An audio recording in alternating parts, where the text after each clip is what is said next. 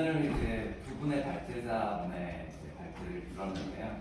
발제를 듣다 보니까 우리나라 국민 중에 플라스틱을 사용하지 않는 국민은 없을 거라고 생각이 들었고, 우리나라 모든 국민이 다 이 안건에 대해서 이해 당사자가 되는 거 아닌가라는 생각이 들었습니다. 이 자리는 이제 제가 이 분야를 연구를 하다 보니까 이 분야에 대해서 굉장히 관심이 있었는데, 오늘 이 자리를 통해서 모든 국민이 관심을 갖는 자리가 될 수 있을 거라고 생각합니다. 아까 황 교수님도 말씀하셨지만 UNEP에서 이제 플라스틱에 관련된 협약을 만드는 것을 준비하고 있다고 들었습니다. 이제 다 알고 계시겠지만 지금까지 UNEP가 굉장히 많은 환경 협약을 만들어 왔습니다.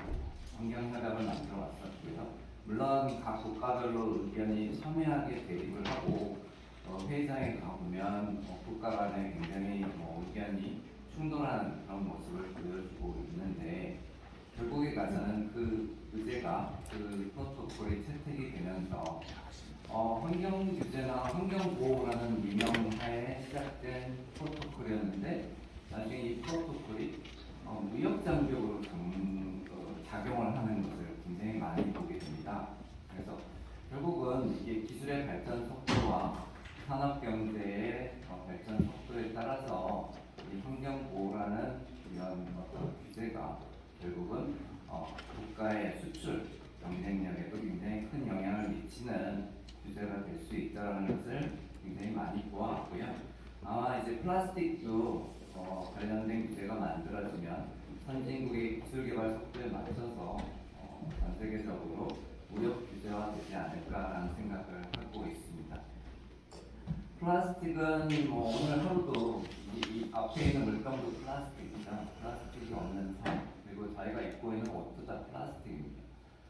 플라스틱이 없는 삶을 살 수는 어렵겠다라는 생각을 하고 있고요.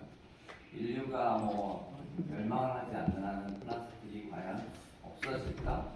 그럼 대안이 뭘까라는 생각을 한번 해보게 되는데요. 그 대안으로 이제 생물성 플라스틱이라는 단어가 이제 오늘 관상 위로 떠오른 것 같습니다. 그래서 이 생물성 플라스틱에 대해서 오늘 두 분의 발제자분과 그리고 네 분의 패널 토론을 하신 분들을 모셨습니다. 두 분은 이제 민간에서 오셨고요. 두 분은 이제 정부 사이드에서 오신 두 분을 모셨습니다. 그래서 오늘 민간에서 오신 분들의 의견도 들어볼 수 있을 것 같고, 정부에서 오신 분들도 의견을 들어볼 수 있는 자리라고 생각합니다. 그래서 발전하는 어떤 정책이나 산업 정책을 만들 수 있는 이런 자리가 됐으면 좋겠습니다. 플라스틱에 대한 논의는 굉장히 많이 되고 있고요. 오늘 이제 두 분의 발표를 들으면서 제가 이제 몇 가지 단어를 좀 찾아봤습니다. 키워드가 뭘까? 이게 왜 바이오 플라스틱이라는 단어가 나오고 있고 생물성 플라스틱이라는 단어가 나오고 있을까라는 걸 봤는데, 우리나라에서의 이제 여러 문제점을 이제 지적도 해주셨습니다. 분리수거는 굉장히 잘 되고 있지만 대부분 열 소각돼서 열 에너지로 회수되고 그게 이제 재활용되었다라고 이제 표시되고 있다라는 얘기를 해주셨고요. 자, 그래서 이제 제가 찾은 키워드는 분리수거 시스템을 어떻게 하면 확보를 할 수 있을까? 우리나라가 분리수거를 굉장히 잘하고 있다고 외국에서 최근 매스컴을 보게 되면 외국에서 우리나라 분리수거 시스템을 배우겠다라는 얘기가 이제 나오고 있는데, 우리나라의 분리수거 시스템을 구축하는 데도 굉장히 오랜 시간이 걸렸다고 이해를 하고 있습니다. 하지만 이제 플라스틱에 대한 분리수거를 이제 다른 대안에 대한 분리수거도 좀 필요하지 않을까라는 생각을 하게 되었고요. 그 다음에 이제 또 다른 키워드가 뭐가 있었냐면 퇴비화라는 단어가 제 눈에 굉장히 들어왔습니다. 그래서 이제 분리수거 시스템과 퇴비화, 그리고 이걸 어떻게 연결을 시키면 굉장히 좋을까라는 생각을 하게 되었고요. 그 다음에 분리수거된 시스템 플라스틱을 생물성 플라스틱을 퇴비화하는 것도 있지만 어떻게 하면 업사이클링 쪽으로도 갈 수 없을까? 물론 이 업사이클링을 위해서는 굉장히 많은 제도나 법적 규제가 이렇게 개정이 되거나 완화가 되어야 된다는 것을 알고 있습니다. 그리고 또 하나의 키워드는 인증 제도에 대한 말씀도 하셨어요. EL724가 이제 점점 변화하는 모습을 보여주고 있고 이 자리에 계신 많은 기업에서 나오신 분들은 EL724에 대해서 굉장히 관심이 있으실 거라고 생각을 하고요. 새로운 인증이 그럼 만들어지는 거 아닐까라는 생각을 하게 되었습니다. 그게 이제 정책적 측면에서 이제 네 가지 키워드가 이제 제 눈에 들어왔습니다. 분리수거, 폐거와 퇴비와 업사이클링, 인증 이런 거에 대한 말씀을 제가 여쭤보고 싶고요. 그 다음에 이제 포지티브한 전략으로 보면 인센티브라는 얘기가 이제 나왔습니다. 그래서 이 생활성 플라스틱을 사용하면 가격 측면에서 경쟁력이 좀 없다라는 말씀을 하셨는데 그걸 보완하기 위해서 그럼 어떤 인센티브가 주어질 수 있을까? 전기차 같은 경우에는 굉장히 많은 인센티브가 주어지고 있죠. 구매서부터 시작해서 많은 인센티브가 주어집니다. 하지만 이 플라스틱이나 생활성 플라스틱에 대해서는 어떤 인센티브를 지금 주어지지 않는 걸로 알고 있고 그 다음에 R&D에 대한 얘기도 좀 궁금한 사항입니다. 물론 제가 학교에 있기도 하고 그래서 이제 궁금한 사항인데요. 과연 플라스틱을 우리가 점점 사용할 수 없다라는 얘기를 하고 있는데 그럼 생활성 플라스틱이 제한이고 그러면 이 생활성 플라스틱 굉장히 많은데 국내에서 R&D 프로그램을 보게 되면 굉장히 미미한 액수가 투자가 됩니다. 그래서 아까 황 교수님도 이제 생활성 플라스틱 얘기도 하시고 바이오 플라스틱 얘기도 하셨지만 이쪽에 투자되는 R&D 비용을 정부 국가 R&D 비중으로 비교를 해보면 거의 굉장히 미미한 그래서 이런 6가지 키워드에 대해서 제가 이제 순서대로 LG화학에 계신 신도영 책임님과 그다음에 문상권 부장님께 먼저 드리고요. 그리고 두 번째로서 이제 조현수 부장님과 강규영 팀장님께 이거에 대한 질문에 대한 답변을 순서로 진행했으면 합니다. 그래서 저희가 시간이 되면 양상분님 저희 프로그램도 질문을 받으시면 네, 저희 시간 한번 생활 보고 알겠습니다. 질문 그러면은 네. 일단 저희 오른쪽에 계신 신도영 교수님께서 아까 제가 드린 6개 키워드가 있지만 그 말씀하고 싶으시면 말씀해 주시면 네, 안녕하세요. LG화학 신도영 책임입니다. 감기가 걸려서 마스크를 끼고 말씀드리는 양해 부탁드립니다. 저는 이 생분해 플라스틱 업계에서 15년 정도 이제 몸 담아왔는데요.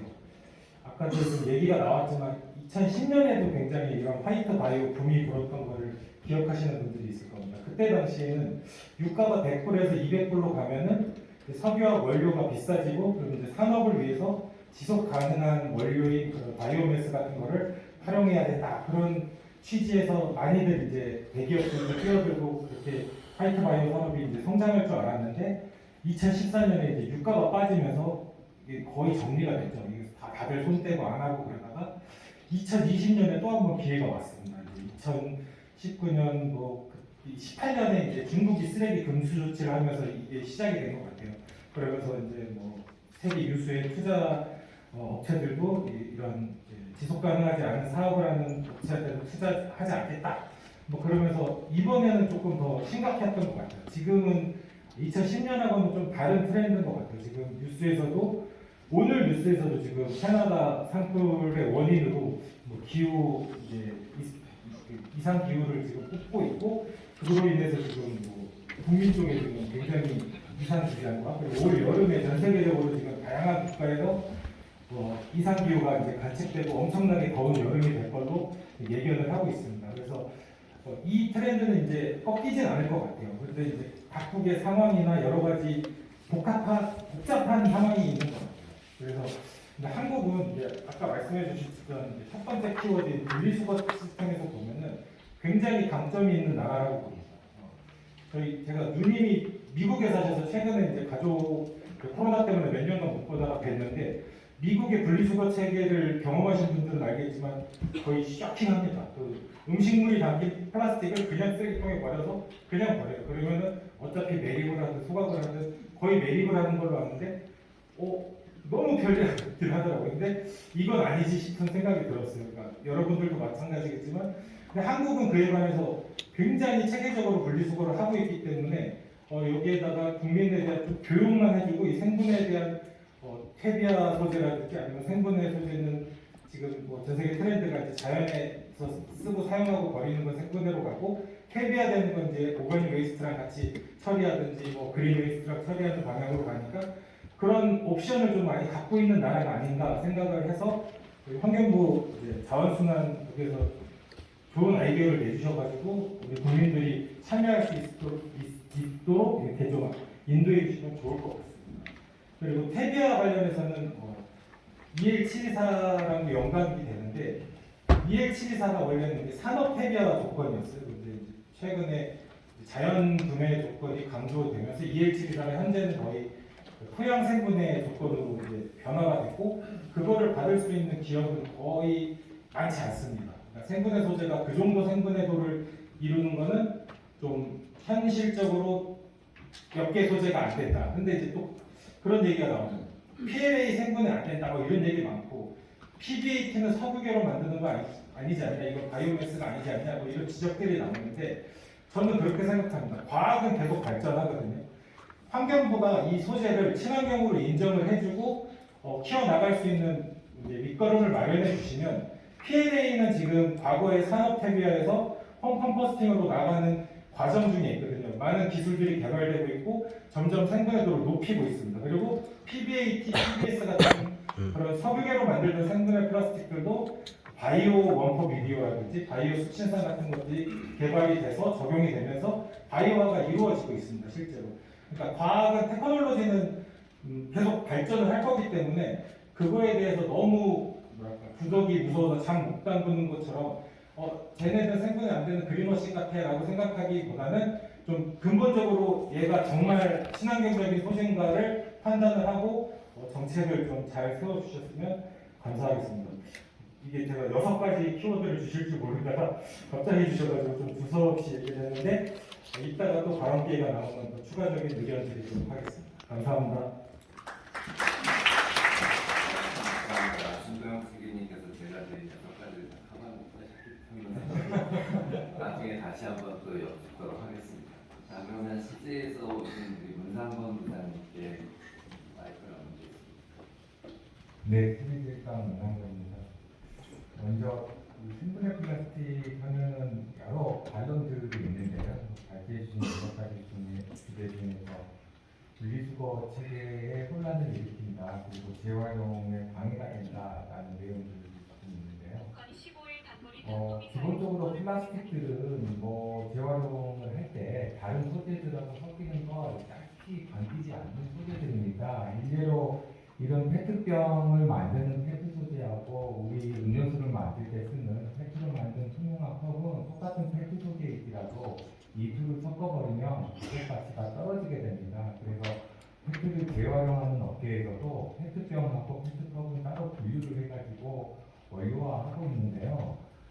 이런 것처럼 기본적으로 플라스틱류들이 다른 물질하고 섞이는 것들을 그렇게 썩 바람직하게 생각하지 않기 때문에 이건 굳이 생분해 플라스틱이나 비분해 플라스틱이나의 문제는 아니고요. 이것들을 굳이 원료의 문제라고 보기보다는 재활용이나 선별 시스템에서 저는 해결책을 찾아야 된다고 생각을 합니다. 선별 시스템을 만드는 것들이 굉장히 어렵고 돈이 많이 드는 일이냐, 사실 생각해보면 그렇지가 않습니다. 우리나라 쌀 고정 공정이나 아니면 식품에 들어가는 여러 원료 선별 공정들 한번 유튜브 동영상 같은 거 보시면요, 굉장히 놀라운 속도로 색깔이 다른 것들, 이물질들 이런 것들 효과적으로 선별을 해내고 있습니다. 그래서 우리나라 기술로도 얼마든지 아무렇게나 뒤섞여 있는 플라스틱들을 충분히 소재별로 잘 구분해가지고 훌륭한 재활용 원료를 만들 수 있다라고 생각을 하는데 이 부분에서 풀 생각보다는 왜 생분해 플라스틱 같은 것들을 자꾸 규제해야 된다라고 말씀하시는지는 참 이해가 잘 되지는 않습니다. 이렇게 선별 시스템을 고도화하게 되면 여기에서 또 새로운 산업이 만들어지게 되고 또 새로운 기술, 여러 가지 연관 기술이 만들어질 수도 있을 텐데 말입니다. 저도 뭐 플라스틱 관련 업계 일하기 때문에 해외에 이제 특히나 이제 그 재활용 산업이 발전되는 유럽에 그 선별 시스템을 몇 번 보려고 시도를 했었는데 정보는 고사하고 절대 근처에도 못 갑니다. 그들이 거의 국가 기밀 수준으로 관리를 하고 있는데요. 이게 첨단 미래 산업이라고 생각을 하고 있고 미래 먹거리라고 생각을 하기 때문에 그렇습니다. 그런데 우리가 그런 이 선진국들이 미래 산업이라고 여기는 산업에 대해서 얼마나 관심을 가지고 기술 개발에 투자를 하고 있느냐라고 생각을 해보면 약간 좀 창피한 수준이어서 업계를 비롯해서 정부나 학계에서도 좀 각성해야 된다고 생각을 하고 있고요. 두 번째로는 가격 경쟁력 부분을 말씀드리고 싶습니다. 저희 어렸을 때 생수를 물을 사 먹어야 돼 하던 시절에 나왔던 생수는 굉장히 비쌌습니다. 당연하게 생산량이 너무 좋고 원자재 가격도 비싸기 때문인데요. 생분해 플라스틱도 마찬가지입니다. 지금 생산량이 그렇게 좋지 않고 기술 개발이 초기 단계이기 때문에 아마 가격이 다른 플라스틱에 비해서 비쌀 수밖에 없는데 그런 것들은 기술 개발이 계속해서 이루어지고 생산량이 늘어나게 되면 자연스럽게 해결될 수 있을 거라고 생각을 합니다.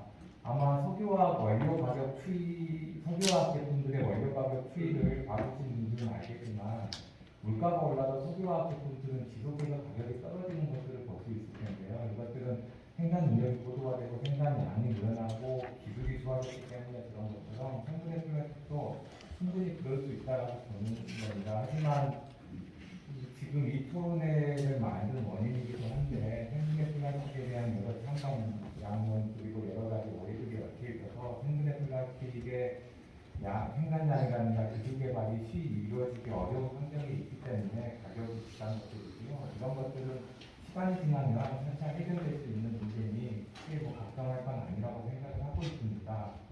또 하나는 이제 원료의 문제인데요. 결국은 석유화학 플라스틱도 생분해 플라스틱도 누가 가장 효율적으로 저렴한 탄소원을 구하느냐의 싸움입니다. 그래서 일반 비분해 플라스틱이라고 불리는 석유화학의 플라스틱은 그 가장 저렴한 탄소원을 석유라고 생각하고 석유를 원료로 만들고 있는 것들이고요. 저희 생분해 플라스틱 업계에서는 현재까지 가장 저렴한 탄소원을 바이오매스에서 찾아서 바이오매스를 원료로 만들 뿐이고요. 계속해서 조금 더 저렴한 탄소원을 구하기 위한 싸움이 지속되고 있고 아마도 생분해 업계 아니면 석유화학 업계 누가 더 그 고지를 먼저 선점하느냐에 따라서 누가 더 저렴한 가격의 제품을 훌륭한 제품을 만드느냐를 결정할 수 있다고 생각을 합니다. 그리고 중국의 경우를 말씀을 꼭 드려야 될 것 같은데요. 다른 산업들은 중국이 굉장히 많이 늦었는데 생분해 플라스틱에 관한 산업은 굉장히 중국이 앞서 있습니다. 우리도 많이 보셨겠지만 정책적으로 굉장히 지원을 해주고 또 사회 분위기상 강력한 규제를 도입하고 또 그것들을 국민들이 따라주고 있기 때문인데요. 중국에서 생산되는 일부 생분해 플라스틱 원료는 국내에 수입되면 국내에서 가장 저렴하다고 생각되는 분해가 되지 않는 석유화학의 플라스틱 원료보다 훨씬 저렴합니다. 우리나라 산업을 최소화시킬 수 있는 정도 수준인데요. 다행스럽게도 아직 뭐 중국의 수요가 충분해서 우리나라는 밀려들지 않고는 있지만 이런 것들이 들어왔을 때 우리나라는 생분해 산업의 그 피해뿐만 아니라 기존 플라스틱 산업의 그 피해도 상당히 걱정스럽기도 하고요.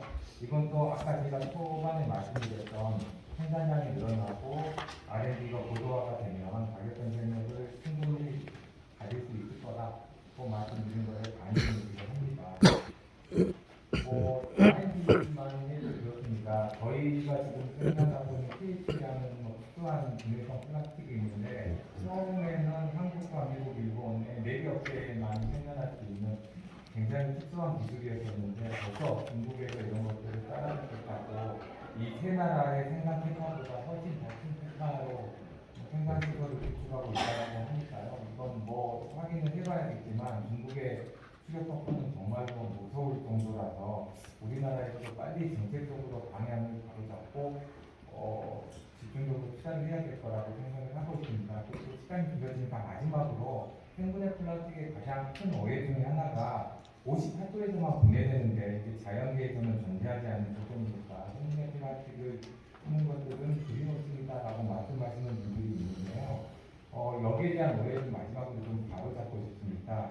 생분해 등급은 4가지가 있습니다. 흔히 산업 폐비화 시설이라고 불리우는 공업적으로 지어진 폐비화 시설에서 분해를 시키는 것. 이건 58도 조건에서 6개월 이내 90% 이상 기준물질 대비 분해가 되면 받을 수 있는 등급이고요.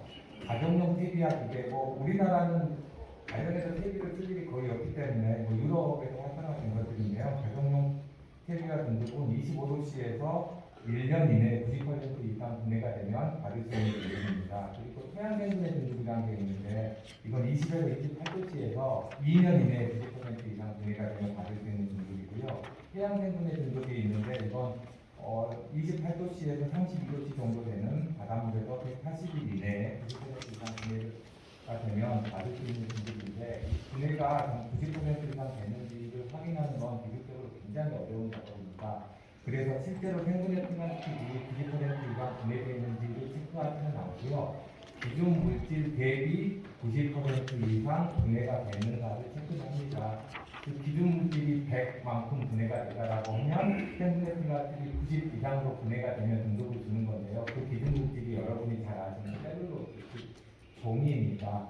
그러므로 58도씨에서 180 이내 90% 이상 분해가 됐다는 얘기는 종이보다 한 90% 정도 어림지 않으면 거의 종이하고 똑같은 수준으로 분해가 됐다라고 여겨지는 것들입니다. 그래서 우리가 뭐 일회용품의 규제에도 비껴나 있고 소비자들도 가장 친환경적이라고 생각되는 종이하고 생분해 플라스틱은 거의 비슷한 조건에서 분해가 돼야만 이 네 가지 생분해 등급을 받을 수 있다라는 것들을 명확하게 좀 말씀드리고 싶고요. 또 하나의 산업 폐기화 시설은 산업적으로 피해에 있는 그 우리 생분해 플라스틱의 대표적인 피해에 있는 흔히 말하는 우리 젖산이라고 불리는 굉장히 훌륭한 유기산이 주 원료인 제품입니다. 이런 것들을 그냥 분해시켜가지고 버리느니 이걸 폐비로 만들어가지고 식물에 훌륭한 뭐 에너지 원으로 쓰자라고 해가지고 적당한 수준으로 분해를 시켜서 식물의 뿌리에는 흡수할 수 있게 만드는 것들. 그러니까 분해 과정 중에 일부인 것들을 폐비라고 부르는데요. 이것들을 이제 빨리 만들어가지고 나무에 줘야지 뭐 산업적으로 이건 뭐 1년간, 2년간 폐비를 만들 수 없으니까 그래서 폐비를 빨리 만들 수 있게 만드는 특정 조건이 58도입니다. 58도에서 하게 되면 30도보다 훨씬 더 빨리 폐비를 만들 수 있으니까 산업적으로 이걸 활용하기 위해서 58도라는 조건을 설정을 해놓은 것들이고요. 아래 가정이나 토양이나 해양에서 말씀드렸듯이 그보다 훨씬 낮은 온도 심지어는 뭐 영하 가까운 온도에서도 분해는 계속 이루어집니다. 다만 시간이 조금 더 오래 걸릴 뿐이고요. 근데 그 오래 걸린다는 것들도 일반 소비화 플라스틱이 뭐 50년, 500년 하는 것처럼 오래 걸리는 건 아니고 잘해봐야 뭐 3년에서 5년 정도 수준입니다. 그래서 이게 자연계에서 존재하지 않는 조건에서만 분해가 되니 생분해 플라스틱이 그린워싱이다 라는 논란은 오늘 이후로는 좀 사라졌으면 합니다. 이상입니다.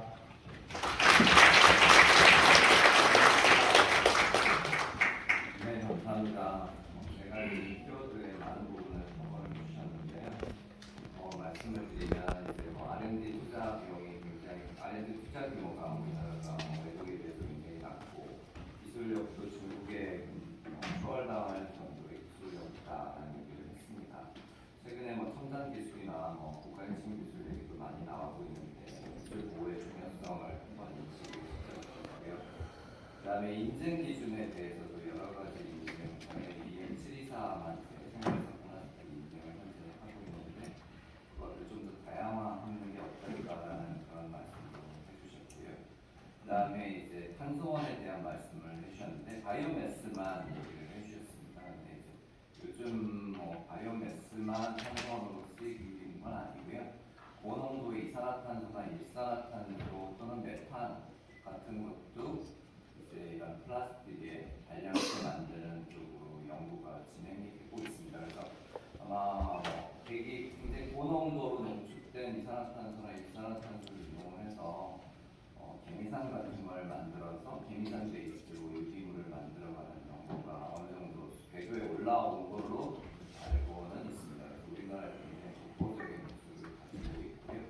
저희 사업단에서도 이제 생활성 플라스틱을 이제 석유 베이스 생활성 플라스틱을 바이오 베이스 생활성 플라스틱으로 바꾸기 위해서 비디오라든지 이러한 뭐 발량체들을 만드는 연구를 지속적으로 하고 있습니다. 자, 그러면 이제 두 분의 패널 분들께서 말씀을 해주셨는데요. 환경부에서 이제 조현수 자원순환 정책과장님께서 나오셨습니다. 오늘 저희가 좀 어떻게 보면 불편하실 수도 있어서 네 말씀을 부탁드리겠습니다. 예, 안녕하세요. 환경부 자원순환 정책과장 조현수입니다. 이렇게 또 특별히 힘주시기 위해서 감사드리고요. 드디어 좀 많이 오실 줄 몰랐습니다. 많이 말씀하셔서 감사드립니다. 그리고 우리가 또 많이 보시는 그런 자리였습니다. 제가 서두에 좀 말씀드리고 싶은 게 제가 어릴 때 학창 시절에 공부를 많이 안 하고 놀고 많이 다니는 특히 당구를 많이 쳤습니다.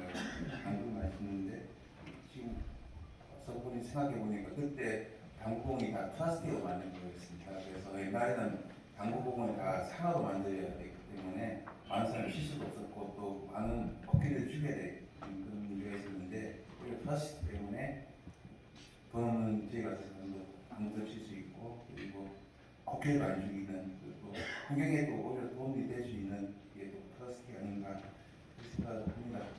그리고 다만 이제 플라스틱 양이 워낙 많이 늘어나고 있기 때문에 이게 전 세계적인 환경에 이슈가 되고 또 국제사회에서는 또 그 플라스틱을 어떻게 하면 좀 문제를 좀 해결할 수 있을까 그런 그래서 노력도 있는 그런 상황입니다. 그래서 구속력이 있는 국제협약을 만들기 위해서 국제사회에서 많은 노력을 하고 있는 상황이 있습니다.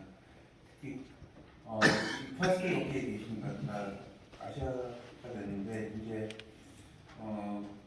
시간 규제들이 좀 많이 하자 이쪽이 EU나 아프리카 이쪽 국가들이고요. 이 국가의 상황에 따라서 좀 신축성 있게 하자는 것이 미국, 일본의 그런 입장인데 우리나라는 우리 국가의 화학산업 현실을 좀 감안하고 국제사회의 그런 외부 이행을 할 수 있는 그런 선에서 합리적인 협약 시대를 위해서 좀 노력하는 말씀을 드리고 그리고 그 과정에서 또 산업계 의견도 적극 수용할 예정입니다. 아울러 국내에서도 또 작년 10월에 전주기 파이프가스 대책을 발표했고 그리고 생산소비 수입 자료까지 전 과정에서 플라스틱 문제를 해결하기 위해서 종합적인 노력을 추진하겠다고 말씀드리겠습니다. 바이오플라스틱 같은 경우는 특히 여러분들이 언급하신 바와 같이 가정내에서 사용을 줄일 수 있고 온실가스 감소에 기여할 수 있는 친환경물질이 많습니다. 그리고 화학용 유초식 분해 가능성도 크기 때문에 이런 학계 물질보다는 더 친환경적이라고 볼 수 있는 여지가 충분히 있습니다. 다만 지금 저희가 지금 추진하고 있는 부분이 제가 무시할 수 없는 부분이 재활용 부분인데 물질 재활용 높이고 또 리사이클 유니폼과 같이 고급 재활용도 활성화하고 지금 하고 있는 부분이 있습니다. 그런데 일반 플라스틱하고 허니버트의 경우에 재활용이 제대로 우려되기를 특히 재활용 업계에서 많이 우려되기를 하고 있습니다. 공장이 아예 스탑됐다는 사례까지 말씀해 주시면서 우려되기를 하고 있어가지고 제 경영 입장에서는 어느 쪽만 대응할 수는 없기 때문에 바이오 플라스틱을 둘러싼 다양한 이해관계를 고려해서 품질 마련할 필요가 있어가지고 작년부터 플라스틱 생산업계, 재활용업계 그리고 전문가 관계부처가 참여하는 정식 협의체를 운영해 왔습니다. 그리고 올해는 이를 더욱더 발전시켜가지고 K 플라스틱 수산경 프롬 바이오 플라스틱 분과를 지금 운영을 하고 있습니다. 그래서 여기 지금 토론에 참여하고 계신 분도 여기 저희 패널도 분과위원으로 참여를 하고 계십니다. 여기서 바이오 플라스틱의 정의라든지 그리고 이어둔 국제 기준과 비교를 지금 하고 있는 부분이 있고요. 그리고 특히 바이오 플라스틱 활용이 가능한 활용지 통분 선정 기준을 이제 마련을 하고 있습니다. 그래서 활용지 통분에 대해서 원칙을 수립해가지고 활용 품목을 설명하고 그리고 여기에 대한 집중 지원 방안을 공부할 예정입니다. 그래서 우리 사회 구성원 간의 컨센서스가 중요한 부분이기 때문에 많은 좀 의견을 좀 구하고자 하고 있는 상황이었습니다. 그래서 올해 내에 전통적인 언론이지만 저희도 지금 하고 있고요. 국내분 의견 수렴도 주시면 되겠습니다. 그래서 또 저희가 고려해야 되는 부분이 그 폐기물 방식과의 큰 틀도 좀 봐야 되기 때문에 차근차근 좀 추진하는 것이 많겠나 좀 보고 있습니다. 참 간단히 말씀드리겠습니다. 감사합니다.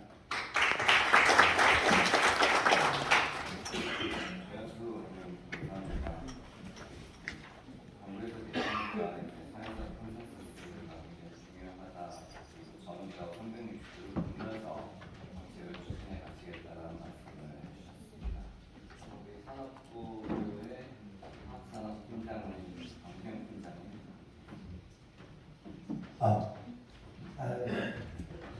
사실 그 한 달 전부터 약속된 오늘 행사가 있었어요. 이제 저희 화학산업단은 업무를 맡고 있는 게 석유화학, 그 다음에 정밀화학, 플라스틱, 그 다음에 3단이 여수, 울산, 부산 3단 플러스에 오존법 하면서 앵메이스를 품는 이런 업무를 하고 있습니다. 그 중에 이제 플라스틱은 지금 3단 한 분이 담당을 하고 있고요.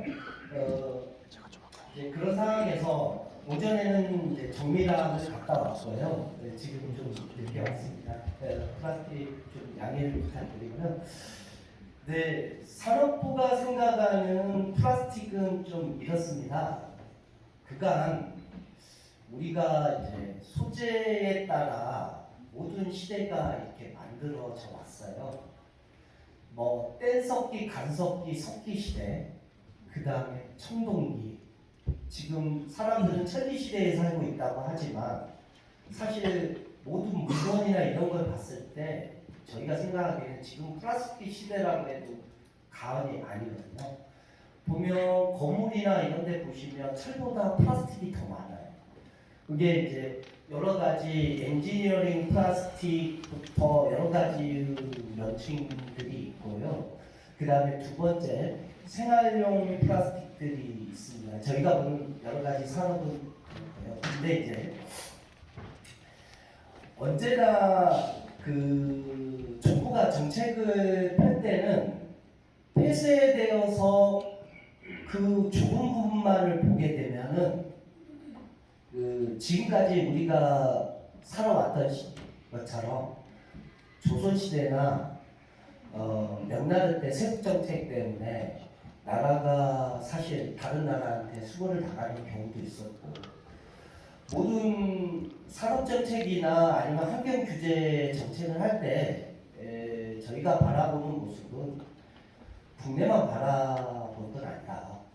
글로벌로 어떻게 움직이는 시대의 흐름을 쫓아서 가고 그 상황에서 우리가 뭘 어떻게 할 거냐가 제일 중요하다고 산업 측면에서뿐만 아니라 규제 정책에서 저희는 바라보고 있습니다. 다만 13년 전에 전기차 정책을 그때 담당 사무관일 때 했었고요. 그때 이후로 이제 전기차와 똑같은 하나의 아이템을 최근에 이제 가장으로 와서 본 게 생분해 플라스틱입니다. 전기차 시장을 갈 때 사실 전기를 만드는 건 뭐냐? 사실 석탄이 만들고 석유가 만드는데 왜 전기차 시장을 우리가 가냐? 그때 저도 딜레마에 빠졌고 이제 그 다음에 알리백이라는 재생에너지가 왔을 때 전기차는 방향성이 맞다 이런 생각도 했지만 전기차를 빨리 갈 수 있었던 이유 중에 하나는 글로벌 경쟁이에요. 왜 그러냐면 우리가 자동차를 몰았는데 마차를 타고 다닐 수는 없잖아요. 그건 화학을 다 하시니까 세상은 엔트로피가 증가되는 쪽으로 갈 뿐이지 엔트로피가 감소된 쪽으로 가지는 않습니다. 소비자도 마찬가지예요. 한번 일회용품 플라스틱 맛을 봤단 말이에요. 소비자가 이걸 가지고 뭐 컵을 들고 와서 커피를 받고 엄청 불편하거든요. 이 시장은 저는 죽을 수밖에 없다라고 생각해요. 그러면 소비자 고객에 맞게끔 환경도 생각하면서 여러 가지 트렌드 변화를 하고 있는데 제가 바라보기에는 유럽이라는 나라에서는 자기네들 기술이 준비가 되어 있으면 그쪽으로 몰고 가고 있습니다. 그러면 재활용 중요하죠. 재활용을 하지 않은 건 없어요. 그러면 제가 바라본 플라스틱 정책을 봤을 때는 어느 하나만 찍어서 갈 필요는 없다. 우리 기업이 경쟁력을 좀 가지고 글로벌 트렌드도 맞고 모든 부분에 대한 서로 윈윈할 수 있는 부분으로 가줘야 된다고 생각합니다. 그러니까 사회자님께서 말씀하신 첫 번째 그러면 생분해 플라스틱은 재활용이 안 되고 분리수거가 안 되기 때문에 사장이 돼야 되느냐? 이 부분에 대해서 왜 재활용의 선순환만 가야 되냐?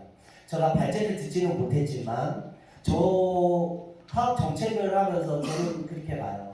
재활용 가야 됩니다. 그래야 우리 해양의 미세 플라스틱도 줄이고 넘쳐나는 플라스틱도 최대한 줄일 수 있어요. 그러면 그 재활용을 통해서 플라스틱 규제를 한다고 했을 때 플라스틱 소비가 줄어드냐? 그러면 미세 플라스틱이 안 생기냐? 그렇진 않아요. 재활용이 다 처리할 수가 없습니다. 그러면 그 부분을 누군가는 막아줘야 될 텐데 담당을 해줘야 되고 그러면 사실 놓고 보면 우리 일회용품 배달하는 족발을 시켰을 때 양념이 섞여 있는 일회용품에 해당되는 부분이 재활용되냐? 음식물 붙어 있으면 아예 재활용이 안 돼요. 그러면 그 플라스틱은 생분해로 써서 음식물 쓰레기통에 버릴 수 있으면 더 친환경적이지 않냐? 두 번째, 우리 음식물 쓰레기 봉투가 지금 생분해냐 분해성이냐? 분해성이 되지 않아요.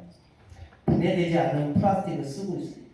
그러면 그거부터 생분해를 하게 되면 이건 효용 가치가 높은 거잖아요. 그래서 무조건 생분해를 하자라는 개념이 아니고 글로벌 트렌드에 맞게끔 이미 답이 나와 있는 생분해 플라스틱 시장과 친환경적인 효용성이 있습니다.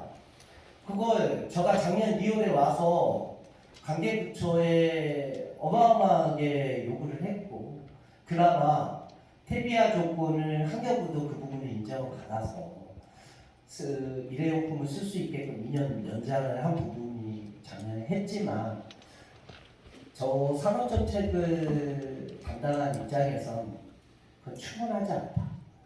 그리고 기업의 시그널이 필요하다. 언제 정책 일배를 하고 언제 논의를 하고 6개월이 되고 1년이 되고 협의를 해서 답을 내요. 기업은 투자를 하고 옆에 상대 기업은 쫓아오는데 그랬을 때 최소한 기업한테 정부가 로드맵을 보여주고 그 부분에 대해서 준비를 할 수 있는 시간을 줘야죠. 제도를 바꾸고 들어오세요 하면 뚝딱 기업이 생분해 플라스틱을 생산할 수 있는 건 아니다. 생분해 플라스틱이 생산되기 위해서는 기업의 오너 결정을 받아야 되고 그 부분에 대해서 부지를 확보해야 되고 공장을 증설해야 하고 원료를 확보해야 되고 그 부분에 대해서 여러 가지 조건들이 있습니다. 그래서 사실 산업정책을 맡으면서 분명히 그건 수요자 편의와 수요자의 준비사항을 고려해서 생분해에 대한 빠른 조속한 판단과 시기를 주고 기업이 준비할 수 있게끔 도와줘야 되고 소비자들이 도와줘야 돼요. 전 그렇게 생각하고요. 분리수거 시스템 말을 하지만 이것도 우리가 생각만 간단하게 하면 분리수거 시스템이 그렇게 돈이 들어가는 게 아니에요. 거창하게 분리를 하자 이런 개념이 아니라 잘 보세요. 전기차 번호판이 무슨 색깔이죠? 파란색이에요. 전기차 주차장이 필요하고 주차장 안에 충전이 돼야 되기 때문에 단순히 자동화 기계를 배치하고 이러지 않아도 우리가 생분해 플라스틱을 단순히 블루로 하든지 뭘로 해서 소비자들이 그냥 플라스틱 버리는데 하나 블루로만 놔줘도 생분해 플라스틱 분리수거는 심플하게 가능하다. 그 의지 문제고 이 부분에 대해서 단순히 돈이 들어 분리수거 시스템이 이제 고도화 시킬 수도 있겠지만 복잡한 게 아니라 단순히 색깔 하나와 마데리 부대 하나 더 있으면 충분히 분리수거 가능할 거라 보고 생분해라고 해서 다 생분해가 땅에 파묻거나 퇴비화되거나 토양이거나 해양에서 녹는 것도 아니에요. 보고 생분해 중에서도 괜찮은 거 그레이색으로 해서 또 재순환할 수도 있는 거고요. 그래서 제가 이제 환경 정책 하는 데하고 논의를 계속 해야 되겠지만 환경 정책 당국도 그렇고 그 다음에 우리 정부 부처도 마찬가지고 기업들도 마찬가지고 모든 이들이 생각했을 때 꼭 A에만 된다? B에만 돼야 된다? 이 부분은 아니라고 보고요. 뭐든지 생각을 열어놓고 여러 가지 문제를 해결할 때는 그게 혼용해서 쓰였을 때 가장 큰 베스트 솔루션이 된다. 저는 이렇게 생각하고요. 사실 우리 근무 공식을 외우잖아요. 2차 방식을 배울 때 근무 공식으로 문제를 풀 수도 있지만 근무 공식을 몰라도 인수분해를 가지고 문제를 풀 수 있다. 그러니까 문제를 똑같은 변수에 답을 내기에는 하나만 게 아니야. 여러 가지 게 있고 구태여 여러 가지인데 그 중에 기업도 살리고 일자리도 창출한다 하면 얼마나 좋은 여러 가지 방법 중에 하나가 있지 않겠어요. 그래서 오늘 이 자리에서 모든 답이 나올 거라고 생각하지 않고요. 단순히 폐쇄된 하나의 기존에 보수된 정책만 가지고 그 전에 대책을 발표했으니 이건 지켜야 된다. 대책도 현실과 맞지 않으면 다시 바꿔야 되고 제도도 바꿔야 되고 여러 가지 의견을 청취하는 오늘 기회가 돼서 산업정책과 환경정책이 따로 가는 게 아니라 산업을 키우면서 환경도 더 유리한 방향으로 갈 수 있는 그 부분이 되기를 기원하고요. 저희 쪽에서는 이 부분을 가지고 열심히 저희 목적이 관련 산업 육성하는 게 저 목적이기 때문에 이렇게 해서 산업을 육성하도록 노력하겠습니다. 이상.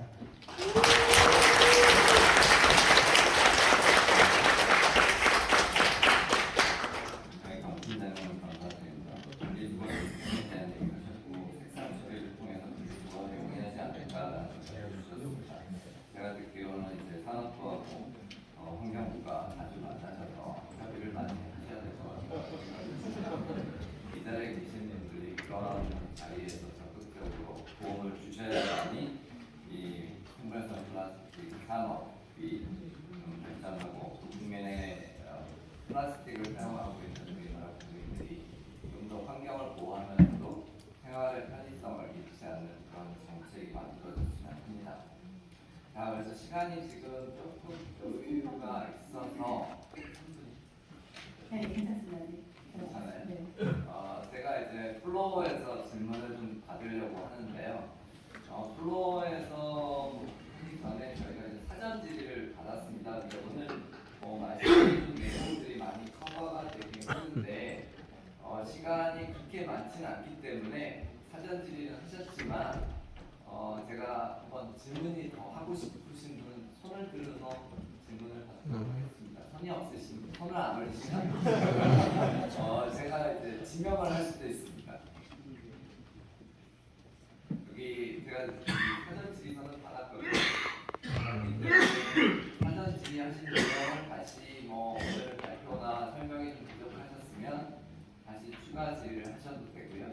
사전 질의를 하셨는데 질문을 안 하시면 제가 여기서 회사명을 소명을 하는 방법밖에 없습니다. 없으신가요? 두 분이 여기 이쪽이 먼저요. 이쪽 먼저. 네, 안녕하십니까. 좋은 토론 감사드립니다. 저번에 환경부에서 제가 플라스틱뿐만 아니라 분리수거식에 관련해서 문의드릴 차 전화 드린 적이 있었었는데 실질적으로 분리수거 활동이 잘 일어나고 있는지, 그다음에 시스템 같은 방금 그 도정 처리처럼 간단하게 이제 선별 과정만 바꾸면 분리수거로 되게 이게 피해액이 같은 그런 생산성 플라스틱을 빨리 도입할 수 있게 될 텐데 왜 하지 않을까라는 의구심이 있어서 연락을 드렸었습니다. 근데 거기서 파생된 질문에서 발생한 문제였는데 결과적으로 그 분리수거를 최종적으로 진행하고 있는 업체들에 대한 관리가 좀 잘 안 되고 있다고 좀 확인이 됐어가지고 예를 들어 질문은 두 개 있습니다. 첫 번째로는 그 좀 간단한 형태의 그 도정 관련 원료 선별 과정을 AI뿐만 아니라 사실 사람이 직접 들어가서도 어쨌든 당장 도입이 가능한데 바로 도입을 하지 않았던 이유가 어떤 예산적인 문제가 있었던 건지, 만약에 그렇다면 이 예상된 예산은 어느 정도 수준이었고 그래서 몇 년 정도 필요하다고 판단이 내려져서 그게 거절이 됐던 건지, 그게 첫 번째 좀 의아했던 점이고요. 두 번째로는 제 개인적으로 문의드렸었던 부분인데 그 실질적으로 그런 업체들, 진짜 이 분리수거를 하고 있는 업체들에 대한 관리를 누가 맡아서 어떤 직책자가 어떤 사무관이 관리하고 있는 건지가 안 정해져 있다고 해가지고, 그래서 이게 입장차가 충분히 이해는 되지만 근본적으로 진짜 밑단에서 일하고 있는 곳을 이런 정책을 정하는 곳에서 어떻게 컨택하고 있는지가 정리되지 않았다는 걸 확인했어가지고 그 부분에 대해서 조금 논의가 된 게 있는지 없다면 앞으로 논의를 해줬으면 좋겠다는 말씀드리고 마이크 잡았습니다. 네, 감사합니다. 네, 분리수거에 대한 이용에 대한 질문을 해주셨는데 환경부에서 조과장님.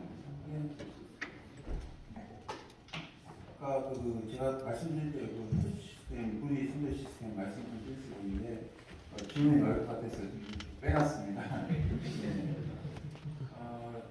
사실 사례를 좀 말씀드리면 지금 투명 페트병 얘기가 좀 이벤트로 좀 하고 하는데 아직까지도 아파트에 조금 격차가 되고 있고, 그리고 일반 주택 같은 경우는 거의 못 하고 있는 그런 상황이 있습니다. 투명 페트병 같은 경우는 누구나 그냥 보면 다 알 수 있는 그런 상황임에도 불구하고 이제 그렇게 돌아가고 있어가지고 과연 이게 그러면 해가는 것만큼 그게 쉽게 잘 들어갈 것인가, 이 부분에 대해서는 정말 좀 깊이 있는 고민이 좀 필요한 상황입니다. 또 아파트 체계도 다 아파트도 있고 일반 주택도 있고 또 산업용 쓰레기도 있고 그런 상황에서 이 모든 것을 다 어떻게 좀 커버할 수 있는 시스템이 과연 가능할 것인지, 그런 부분에 대해서는 좀 더 고민이 좀 필요하다고 생각합니다. 아까 그리고 그 두 번째 질문에 대해서는 제가 미처 답변을 좀 준비를 못했는데 나중에 멘트로 말씀드릴 수 있도록 하겠습니다.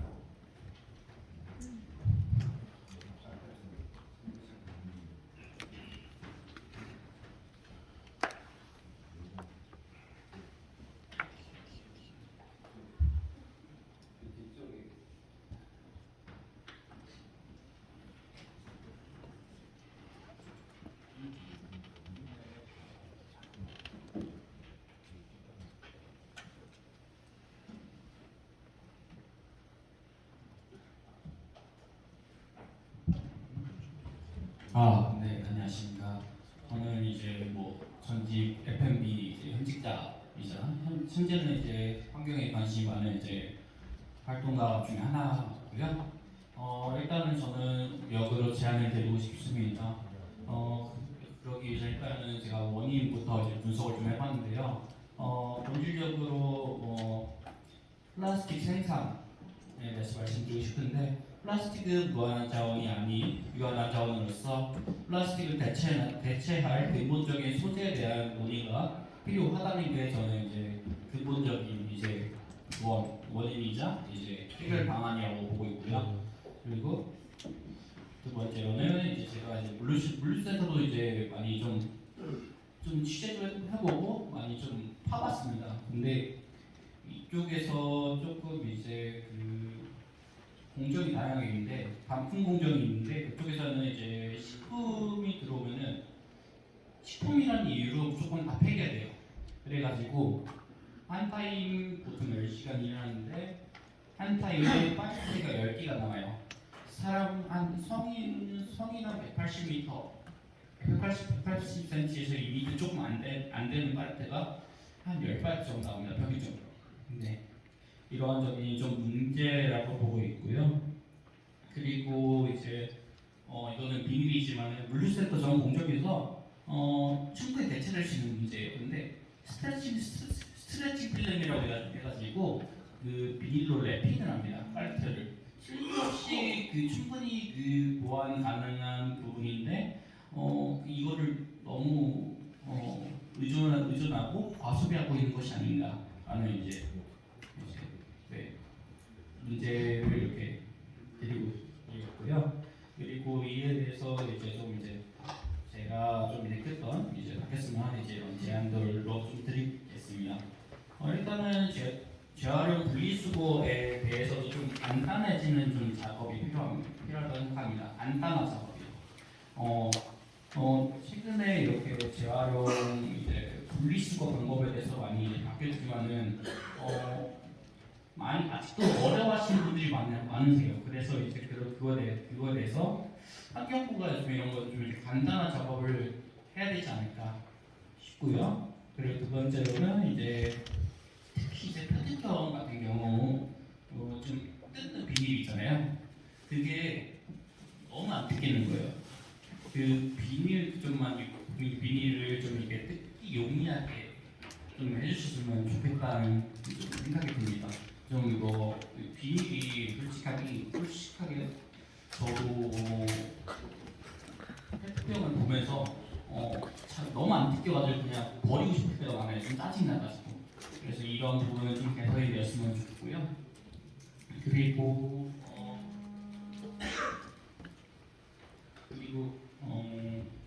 최근 알게 됐는데 가정에서 좀 이제 쓸모가 없어졌다고 그냥 버려지는 경우도 많은 거를 좀 이제 확인이 되고 있습니다. 이에 대해서 이제 무차별적인 이제 폐기가 아니라 이제 좀 이제 그 물건의 재사용이 이제 중요하다고 생각하는데요. 이 대표적인 예로 이제 아름다운 가게에서 이제 물품을 썩은 물품을 이제 기부하는 이제 방식이나 이제 그리고 뭐 중고 거래 같은 거잖아요. 당근마켓 등을 이용해가지고 이제 물건의 재사용 새 주인을 찾아주는 게 중요하다고 생각이 됩니다. 네, 감사합니다.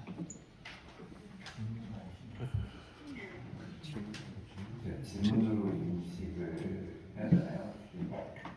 의견 제시를 실제 현장에서 일어나는 일을 사례를 많이 설명해 주셨는데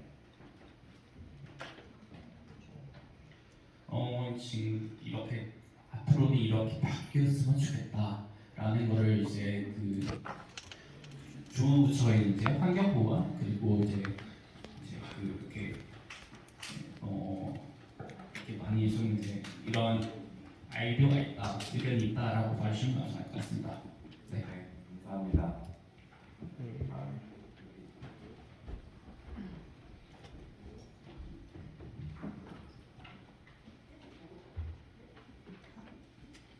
네, 안녕하십니까. 저 플라스틱 사이언스의 취재부 임정이라고 합니다.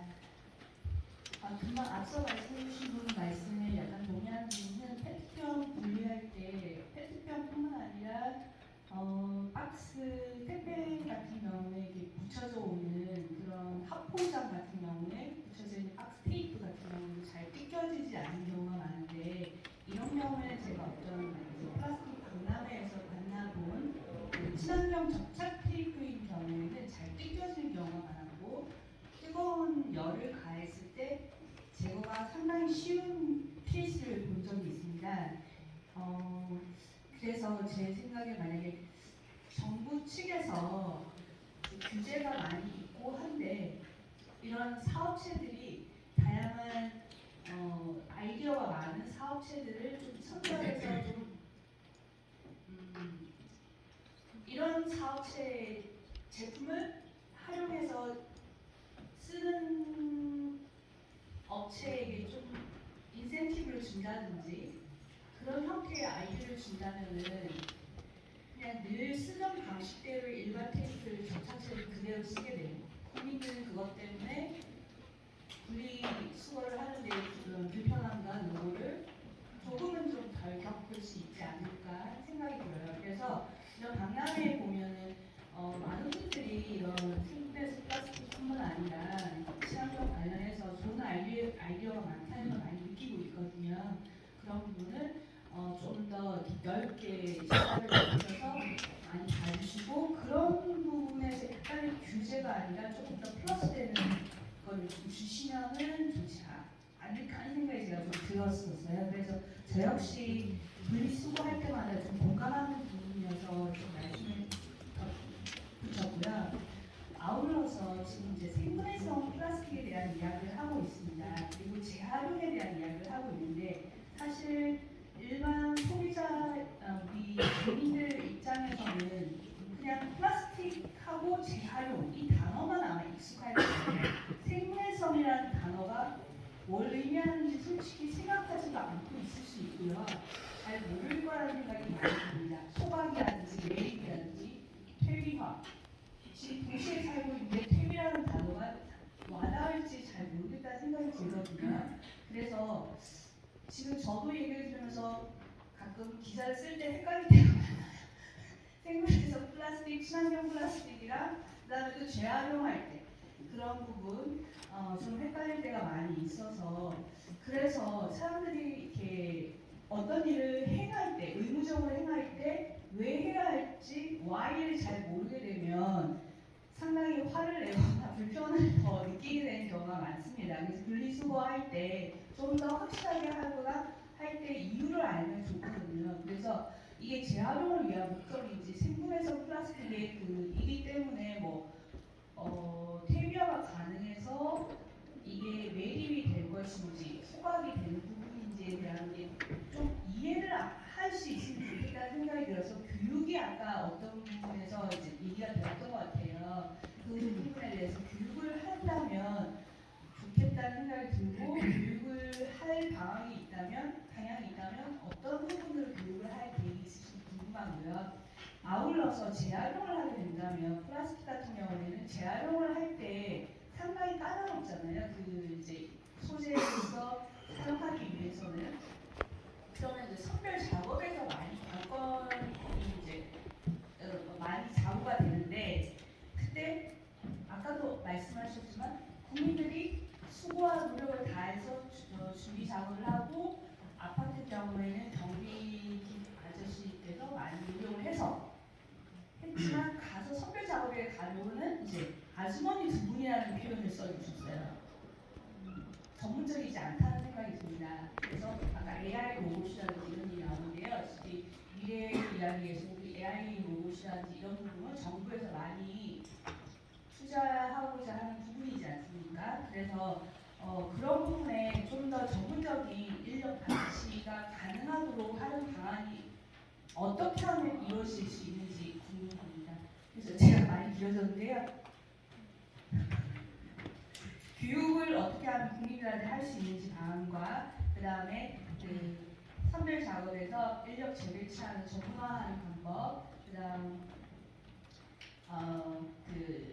친환경 접착 테이프 같은 경우 사용할 때 어떻게 선택해 주시는 것 같은 경우에 대해서 말씀하신 내용이 이제 환경부도 일부 답변을 하셔야 될 내용도 있는 것 같고 산업부도 일부 답변을 필요한 부분도 있는 것 같습니다. 그래서 각 과장님께서 순서대로 질문에 대해서 답변을 해주시면 네, 앞선 질문하고 연결해서 말씀드리도록 하겠습니다. 배추의 편의성하고 그냥 재활용의 편의성 이게 한번 검은 것 같습니다. 사실은 아까 미국 사례도 말씀을 하셨는데 미국은 정말 그냥 일반 쓰레기하고 재활용 쓰레기 딱 두 개밖에 없습니다. 그래서 그만큼 그럴 때 저한테 그만큼 재활용은 안 돼서 거의 포기 상태로 생각을 했었는데 그런데 저희가 상당하게 많은 품목을 이렇게 놔두고 재활용을 부들이시면서 사실상 국민들에게 강요를 하고 있는 상황이거든요. 그래서 또 다행히도 국민들께서는 또 잘 따라주셔가지고 감사하게 생각을 하고 있는 그런 상황입니다. 그래서 그것을 아주 세분할수록 재활용 잘 될 수 있겠지만 그만큼 국민의 불편은 더 커진다 이렇게 적정선을 잘 봐야 된다 이렇게 생각을 하고 있고요. 그리고 아까 펫병 성교 때는 문제, 틀린 문제 관련해서 저희는 또 별도로 수학 이용 평가 제도를 가지고 이렇게 좀 활용이 안 되는 제한 요소에 대해서는 좀 개선 공부를 좀 하고 있는 그런 상황이 있습니다. 그리고 또 궁극적으로는 또 소비자들의 형태 같은 경우도 좀 중요하다고 생각을 하고 있습니다. 그래서 가급적이면 성표가 요새 없는 것도 많으니까 그런 좀 위주로 살아두시면 좀 좋지 않을까 그런 생각을 하고 있고요.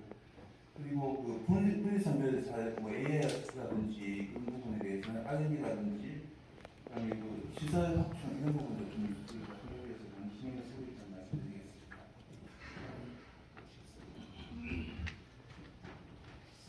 일단 재활용 관련돼서 이야기를 드리면요. 과거 한 5년 전까지만 재활용을 하거나 플라스틱을 유통을 하는 부분은 정부 역할이었어요. 근데 이게 이제 폐플라스틱이 머니가 되는 세상이 왔습니다. 머니가 된다는 세상이라는 것 자체는 폐플라스틱을 가져다가 원유를 만들어요. 그게 열분의 유라는 거고요. 그러니까 그간 그 정부가 재활용의 중심이 되었다면 이제는 폐플라스틱 자체가 머니가 되는 경제 순환을 이룰 수가 있는 거예요. 그러면 지금까지 보면 사회주의와 자본주의 꼭 이렇게까지 구분을 할 필요는 없겠지만 정부 주도 모든 일은 뭔가 모르게 예산이 수반되거나 강압적인 규제가 없으면 되지가 않아요.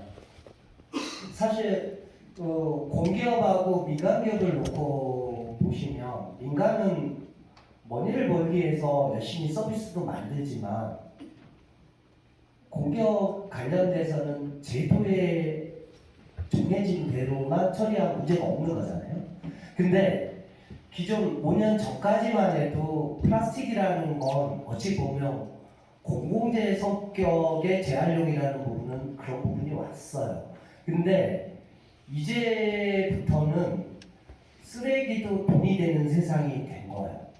이건 우리가 가만히 있어도 그 돈을 원유로 만들 수 있는 회사들이 알아서 갖다만 주면 분리수거가 알아서 자동화 라인으로 하고 전문적인 지식 교육도 하고 여러 가지 시장과 일자리를 만들 수 있는 그렇다라고 봅니다. 그래서 제가 산업부에서 생각하는 재활용이라는 건 이제는 정부는 기본적으로 해야 되는 제도 중심으로 가고 이 시장은 민간에 맡기더라도 충분히 정부가 하는 것보다 더 똑똑하게 더 잘할 수 있고 이 전문적인 교육 자체를 꼭 정부가 예산을 들여서 할 이유는 없잖아요. 민간에서 스스로 한다는.